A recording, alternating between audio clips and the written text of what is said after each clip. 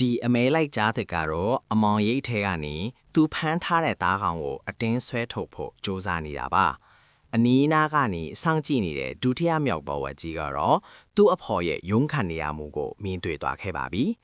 ဒီကြားတဲ့လေဟာသူမရှိသမျှအင်အားအကုန်ထုံပြီးအတင်းဆွဲယူနေတာပါအရှိန်အဟုန်ပြင်းပြင်းနဲ့ဒီတော်ဝက်ကြီးကကြောက်စရာကောင်းတဲ့အရင်နဲ့အကွာဝေးကိုဖျက်ကျော်ဝင်ရောက်လာပါတယ်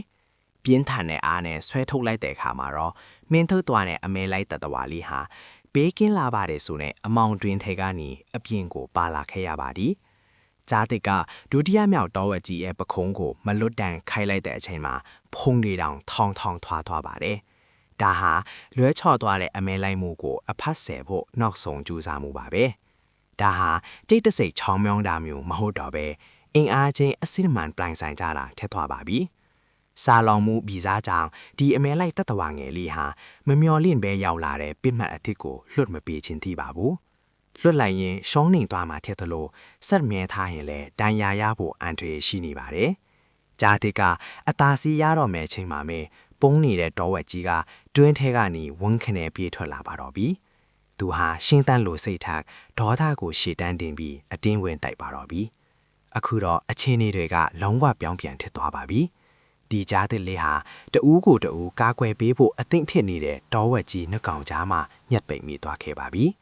သူတို့တွေထပ်မပြေးကြပါဘူးခေါင်းတွေကိုငုံပြီးထပ်မြက်လာတဲ့သူတို့ရဲ့အဆွဲတွေကိုပြပြီးအခိုင်အမာရင်ဆိုင်နေကြပါတယ်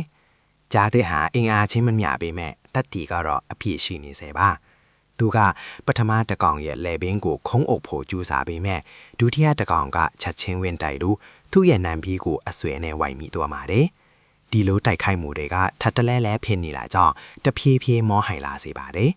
ဂျာတကတကောင်ချင်းစီကိုခွဲထုတ်ဖို့ကြိုးစားကြဂျန်တဲ့တကောင်ကအယိုးကွဲမတက်ပြင်းထန်တဲ့တိုက်ခိုက်မှုတွေနဲ့တုံ့ပြန်နေပါတယ်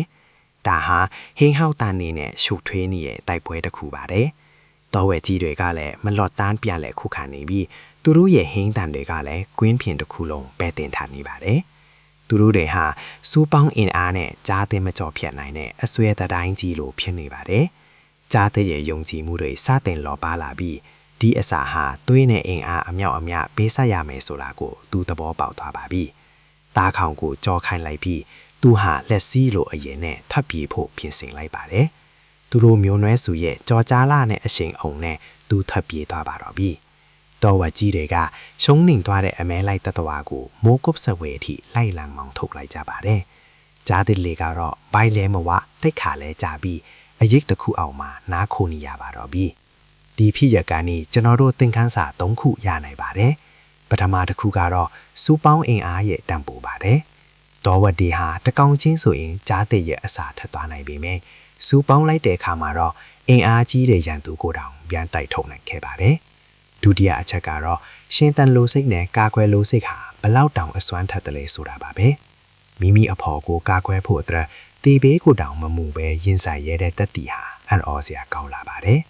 နောက်ဆုံးအနေနဲ့ကတော့အရှုံးကိုလက်ခံတတ်ဖို့ပါပဲ